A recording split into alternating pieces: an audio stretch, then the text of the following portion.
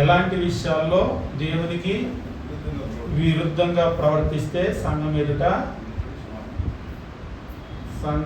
క్షమాపణ కోరుకోవాలి. ఏ వచ్చిన ప్రకారం ఇది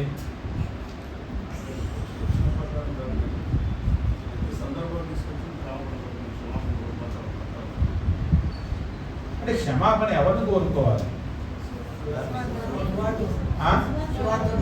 సువార్థికుని కోరుకోవాలి. అది బైబిల్లో లేదు పూర్తిగా.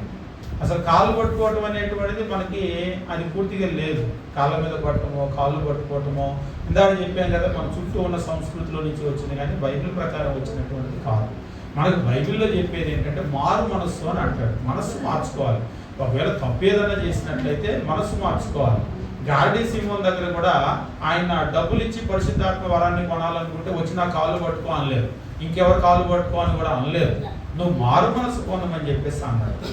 అది దేవుడికి క్షమిస్తాడు, నువ్వు దేవుడికి ప్రార్థన చేసుకుంటే. మనకు చెప్పినటువంటి సిస్టమ్ అది. ఇక 1 యోహాను పత్రికలో ఒకవేళ మనం పాపం చేసినట్లయితే మనము ఆయన అడగాలి. అడిగితే ఆయన మనల్ని క్షమిస్తాడు. అంతేగాని ఎవరో కాళ్ళు పట్టుకునేటువంటిది బైబిల్ అసలు లేనే లేదు. బైబిల్కి సంబంధించిందే కాదు.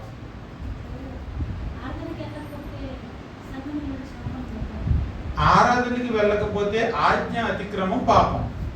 ఆరాధనకి వెళ్ళకపోవటం పాపం, ఎందుకంటే దేవుడు రమ్మన్నాడు కాబట్టి. ఆజ్ఞ అతిక్రమం పాపం. పాపం చేసినటువంటి వాళ్ళని సంఘంలో నుంచి వెలేయచ్చు, వెలేయాలి. ఏ పాపమైనా మీరు బూతులు తిట్టండి పాపమే. ఆజ్ఞ అతిక్రమం పాపం. ఆరాధన మానేసారు పాపం. పాపం చేసిన వాళ్ళని బైబిల్ ప్రకారం విధానం దేవుడు ఒకటి చెప్పాడు. ఏం చేయమన్నాడు? సంఘంలోంచి వెలేయమన్నాడు. సంఘంలో నుంచి వెలేస్తారు. ఒకవేళ అది మారు మనసు పొందకపోతే, అయ్యా మా తప్పైంది, మేము రాలేకపోయాము అని కనుక వాళ్ళు క్షమాపణ అడిగారు అనుకోవడం ఉండదు.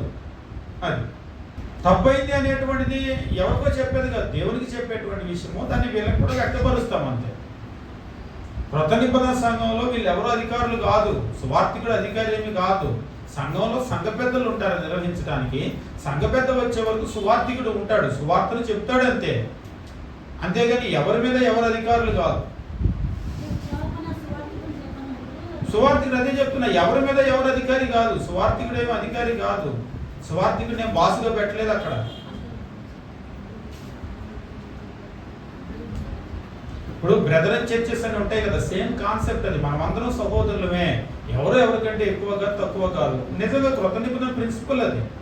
అట్లని బ్రదరన్ చర్చ్ అని మనం పేరు పెట్టుకోవటం కాదు. మనం అందరం సహోదరులమే, ఎవరు ఎవరి మీద బాస్ కాదు.